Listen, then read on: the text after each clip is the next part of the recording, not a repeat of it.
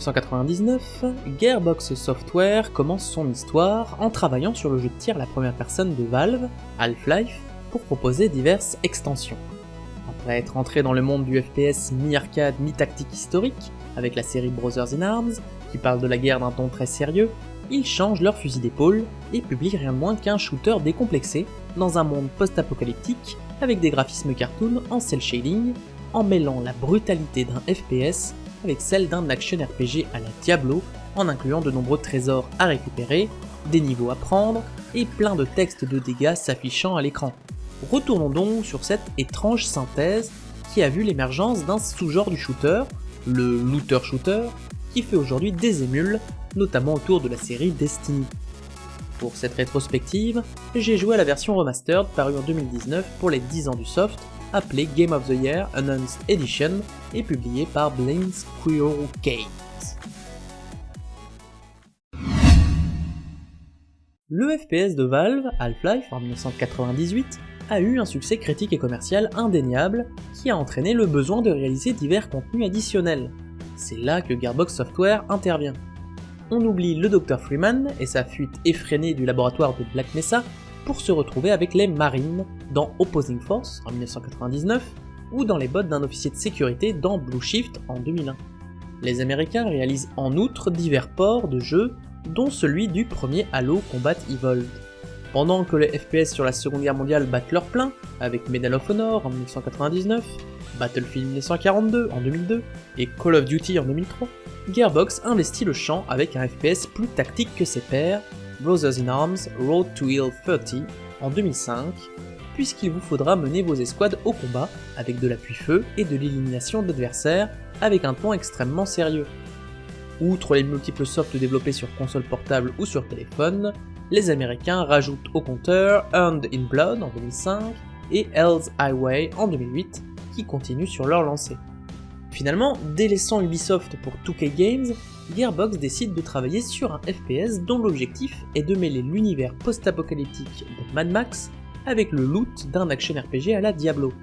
Le projet est ambitieux, d'autant qu'à l'époque, le FPS est en train d'aller dans diverses directions. En 2007, on retrouve la guerre moderne avec Call of Duty 4 Modern Warfare, la guerre futuriste avec Halo 3, en passant par la radioactivité d'un stalker Shadow of Chernobyl. C'est d'ailleurs à cette époque que paraît un jeu qui est largement passé sous les radars, Hellgate London de Flagship Studios. Cet action RPG en vue de troisième personne et son univers riche permet aux joueurs de contrôler diverses classes, dont certaines peuvent être jouées à la première personne, avec moult compétences à acquérir et niveaux à monter, une première pierre perdue dans le genre du shooter-looter. Au départ, ce qui doit devenir Borderlands a une palette de couleurs plus sombre, plus réaliste. Mais le côté déluré et fun pousse l'équipe à modifier encore sa version de l'Unreal Engine 3 pour donner un rendu dit en cel shading, à l'époque très peu utilisé dans le FPS, à l'exception de jeux comme 13 en 2003. Ce rendu non photoréaliste permet en gros de donner un aspect cartoon avec une palette de couleurs réduite et des contours marqués, ce qui est popularisé notamment par Jet Set Radio en 2000. Depuis 2005, les développeurs voulaient donc mêler Halo et Diablo dans un shooter jeu de rôle qu'on appelle depuis shooter-looter, et le résultat de cette synthèse est une réussite colorée, brutale et commerciale.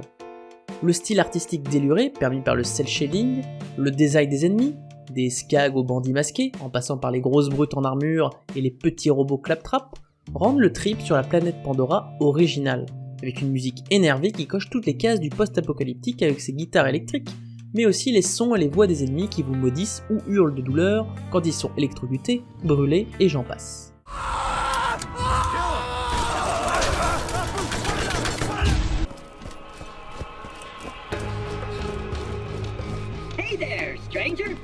Le jeu se laisse également aller à la violence, avec du sang et des têtes qui explosent, mais le style cartoon rend l'expérience euphorique, d'autant que rien ni personne ne se prend au sérieux. Les robots font du breakdance, les habitants de ce monde sont timbrés, les journaux intimes de Tanis sont bourrés de pétage de câbles, le boss de fin n'est pas celui qu'on pense, et l'humour est assez subtilement emmené dans ce monde. Malgré un décor poussiéreux post-apocalyptique, avec de grands déserts et des restes d'habitation, qui se ressemblent un peu trop le long de l'aventure, on se retrouve dans son buggy, qu'un Halo ne renierait pas, pour aller d'une zone à une autre pour remplir les objectifs fournis par les donneurs de quêtes avec leurs missions principales et secondaires pour recevoir argent, équipement et expérience. En effet, vous êtes un Vault Hunter, une sorte de chasseur de primes à la recherche d'artefacts. Vous choisissez en début d'aventure un des 4 personnages qui diffèrent essentiellement par leurs compétences uniques d'action et surtout leur arbre de compétences qu'ils remplissent au fur et à mesure en passant des niveaux. On aura ainsi Brick et sa rage berserk, Lilith et ses pouvoirs mêlant invisibilité et choc élémentaire, le sniper Mordecai et son fidèle oiseau, et le soldat Roland et sa tourelle. C'est donc dans une ambiance très décomplexée qu'on écume le monde en tuant en gros à peu près tout ce qui bouge pour remplir nos quêtes. L'expérience permet d'accumuler des compétences qui permettent par exemple pour Lilith de mettre les ennemis alentours en feu dès qu'elle en tue un. Et l'argent et le loot fournissent les armes avec de 1 à 4 slots ouverts pour accueillir un arsenal de guerre, un slot pour le bouclier, un slot pour les grenades et un autre pour la classe. Pendant que vous passez les niveaux et que vous finissez l'aventure principale en à peu près 16 heures, vous découvrez sans cesse dans des coffres, sur le cadavre d'adversaires, en récompense de quêtes, ou dans des boutiques de nouvelles armes. Celles-ci sont générées procéduralement avec tout un tas de traits, allant de dégâts bruts à la vitesse de rechargement, en passant par les effets d'armes, comme les dégâts de feu qui brûleront la chair, d'électricité qui feront du mal au bouclier adversaire, des dégâts corrosifs, explosifs, etc. On retrouve d'ailleurs le code couleur des items que ne renierait pas un Diablo pour déterminer les items génériques blancs des items légendaires orange. Le jeu peut ainsi générer plusieurs millions d'armes différentes, réunies en grandes familles, comme les fusils d'assaut, SMG, revolver, lance-roquettes, fusil sniper, etc. Chaque arme de chaque catégorie se manie ainsi de la même façon, si ce n'est au niveau du nombre de cartouches qui part par rafale, de la taille du magazine, ou de tous les autres effets et traits dont j'ai parlé. C'est ce loot qui donne le sel à l'aventure pour récupérer des armes de plus en plus puissantes, car il va falloir se battre. Comme dans un Diablo, chaque zone est peuplée d'un tas d'ennemis à massacrer par paquet de 10. Les sensations d'armes sont quant à elles plutôt bonnes, on sent l'impact des balles, mais surtout, loin de la petite croix d'un Call of Duty qui montre qu'on a touché un adversaire en multijoueur, on a plein d'indicateurs visuels. Quand on tire sur un adversaire, on voit sa vie et son bouclier sur sa tête, les chiffres des dégâts qu'on lui fait, et on peut ainsi déterminer si on en fait suffisamment ou s'il faut changer d'arme. Les coups critiques sont également débloqués quand vous visez des parties sensibles, avec de grandes indications pour vous l'indiquer. Tous ces petits tweaks visuels rendent l'expérience particulièrement addictive. Si le côté euphorique, brutal et drôle de l'expérience de jeu est permis par son loot et son gameplay, le principal défaut du jeu reste sa répétition ad nauseam des mêmes environnements et ennemis au long de l'aventure, ainsi que ses quêtes très génériques. Récupérer des morceaux d'armes, tuer tel mob, aller à tel endroit. On passe sa vie à faire des allers-retours en bagnole pour rejoindre les bonnes zones, jusqu'à débloquer les voyages rapides. On retrouve en effet une poignée de grandes zones qui donnent accès à des sortes de donjons où l'on réalise un certain nombre de quêtes. Mais là encore, les décors se ressemblent énormément tout au long de l'aventure, avec à peine quelques variations. Au bout de 16 heures de jeu, on a largement fait le tour de l'aventure. Je note aussi quelques passages de grind. Lorsque les ennemis ont 2 niveaux de plus et qu'on n'a pas les bonnes armes, le jeu est affreusement dur et n'a pas grand intérêt. Les personnages sont par ailleurs peu expressifs, et l'histoire est plutôt basique, à base de volts s'ouvrant tous les 200 ans et attirant la convoitise de nombreux bandits. Pour sortir de la répétition infernale du gameplay et du décor, 4 DLC fournissent un peu plus de grain à moudre entre 2009 et 2010, avec des ennemis qui se scalent sur votre niveau et à peu près 2 heures de contenu à chaque fois. The Zombie Island of Dr. Ned emmène au milieu de zombies et de sombres forêts ou cimetières, ce qui tranche bien avec le reste de l'aventure. Mad Moxie's Underdome Riot veut nous faire nous battre contre des vagues d'ennemis. The Secret Armory of General Knox propose une aventure un peu plus classique. Et enfin, Claptrap's New Robot Revolution propose la révolution des robots drôles qui se jettent sur vous avec des coiffures fantaisistes et qui piratent tout l'environnement. Clairement, ces DLC donnent plus de variété au décor et au gameplay. Enfin, il faut tout de même préciser que je n'ai testé qu'une classe sur les 4, Lilith, pour son côté plus dynamique. Les autres classes pourraient changer en partie mon style de jeu, mais sont surtout là pour assurer une bonne coopération, puisque l'aventure se fait jusqu'à 4, ce qui permet généralement de relativiser la répétitivité, qui reste malgré tout bien là. En tout état de cause, Borderlands est un jeu fun.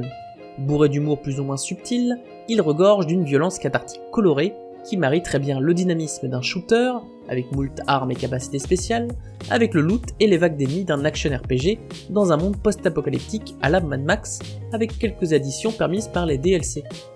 Néanmoins, l'extrême répétitivité des environnements, des ennemis, des situations et des quêtes, ainsi que l'abondance de loot, qui fait qu'on laisse les 3/4 des armes par terre face à notre inventaire limité, refroidissent un peu le joueur solo. La coopération est pour le coup un outil indispensable pour tracer le jeu. On note également quelques soucis, comme le fait d'avoir du mal à comparer les armes trouvées avec celles qu'on a en main.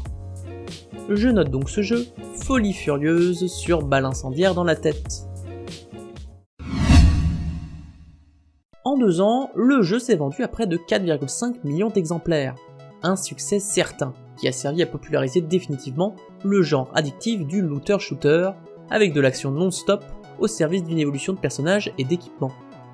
En 2012, Borderlands 2 améliore le système de jeu et l'univers, suivi par The Pre-Sequel en 2014.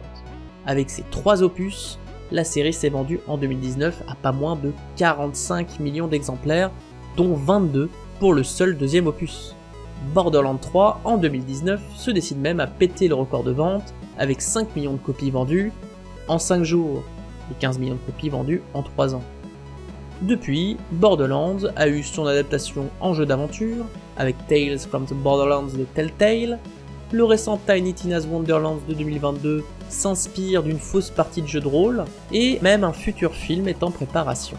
À partir des années 2010, le genre du looter-shooter a d'ailleurs continué de s'étendre, avec notamment la série Destiny, à partir de 2014 de Bungie, ou encore les séries en vue 3ème personne Tom Clancy's The Division de 2016 de Massive Entertainment, et le free-to-play Warframe de 2013 de Digital Extremes. Looter des armes n'a ainsi jamais été aussi fun, tant que ça reste dans un jeu vidéo.